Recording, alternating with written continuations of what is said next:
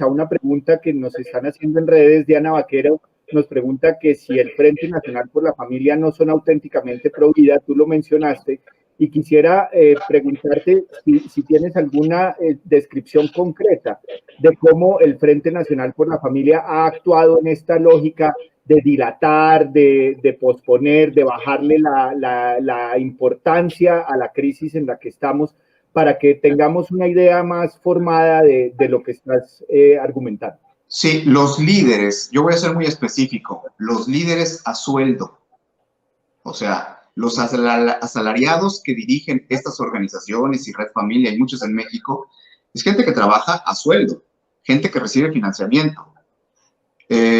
Digo esto, hago la aclaración porque, por ejemplo, en mi país, cientos de miles de personas hemos colaborado en algún momento con organizaciones así, con el Frente Nacional por la Familia y con otras organizaciones, no es la única. Por ejemplo, el Frente Nacional por la Familia o el Yunque del que yo hablaba tienen un montón de organizaciones, o sea, no es... Es más, yo me atrevería a decir a los señores obispos, les hemos presentado, ¿no?, algunos datos.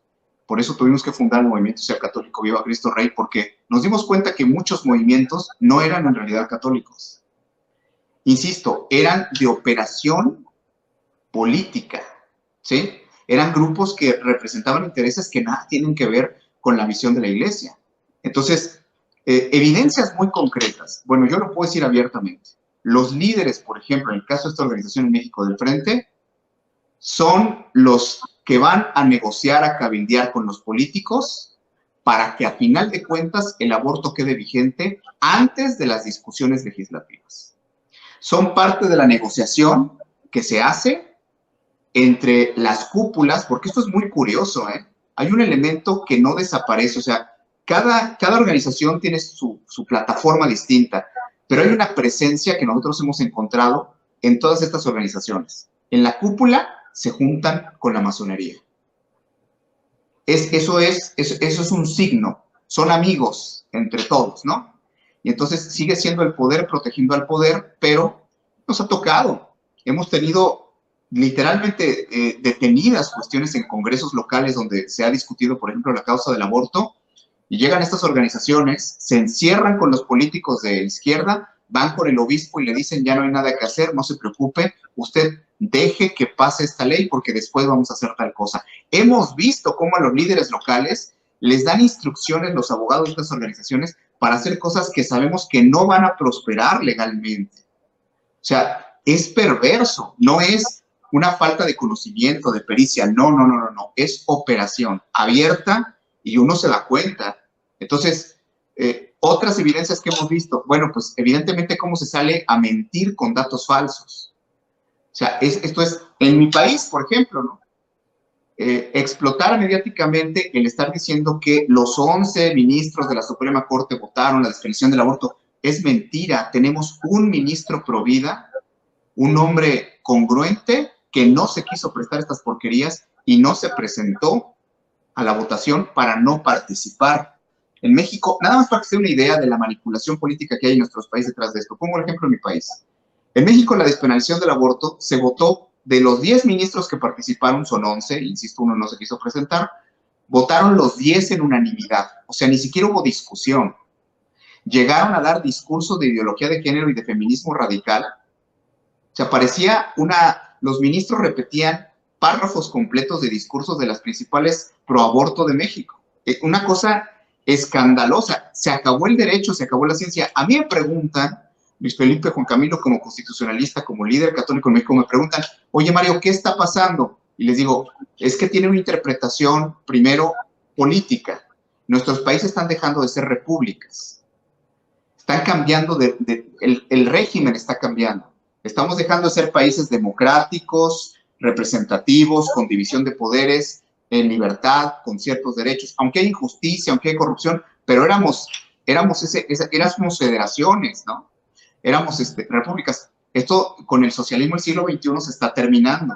Y en todos los países donde se está aplicando esta política, por increíble que parezca, el enemigo a vencer es la cultura cristiana en las leyes. Entonces, lo que antes era pecado, que en nuestras legislaciones se convirtió en delito, ahora lo están revirtiendo y todo aquello que era delito ya no es delito, y lo que es delito es perseguir lo que era delito. Si en México se están sentando las bases, Colombia va para allá. O sea, se están sentando las bases para criminalizar la defensa de la vida, la defensa de la familia. Es un proceso donde primero digo, si yo digo que algo es inconstitucional, o sea, si yo acabo, como por ejemplo en México se acaba de decir que el prohibir, el sancionar a una mujer que aborta es anticonstitucional, imagínense, bajo el argumento de que se están violentando sus derechos humanos y garantías como si el aborto fuera un derecho humano, porque esa es otra. Nuestros países están saliendo del contexto, del concierto de la norma internacional. O sea, nos están alejando completamente de los tratados, de las convenciones, de los pactos, porque el tipo de gobiernos por el que el católico y el cristiano está votando son fuerzas políticas que son totalmente anticristianas.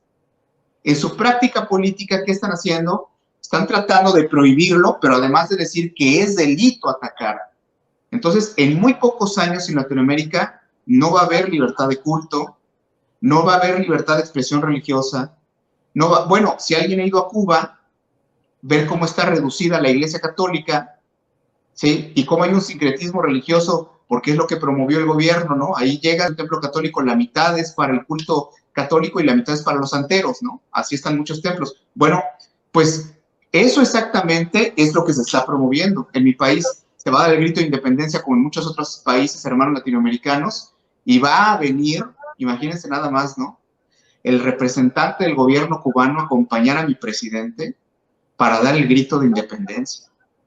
Y va a venir el ejército ruso, además, una representación a participar con las Fuerzas Armadas de mi país. ¿Por qué? Porque estamos hablando, el mundo está sufriendo una transición de que se desploma el dominio norteamericano de tradición judeocristiana y estamos transitando hacia el hegemón chino.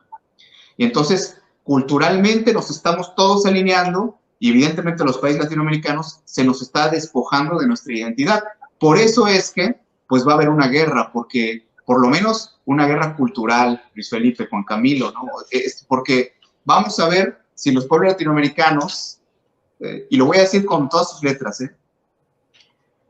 con el conocimiento que uno tiene dentro de lo que en la iglesia es magisterio, enseñanza y lo que son simplemente opiniones, mucha gente ignora que dentro del cúmulo de revelaciones privadas que hoy hay en el mundo cristiano, los únicas personas, místicos, videntes, como quererlos llamar, ¿no?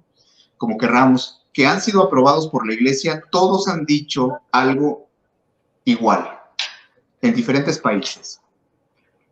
México, Colombia y Polonia son los países de donde saldrá la esperanza para el mundo cristiano, de donde saldrá la luz para la evangelización de las naciones.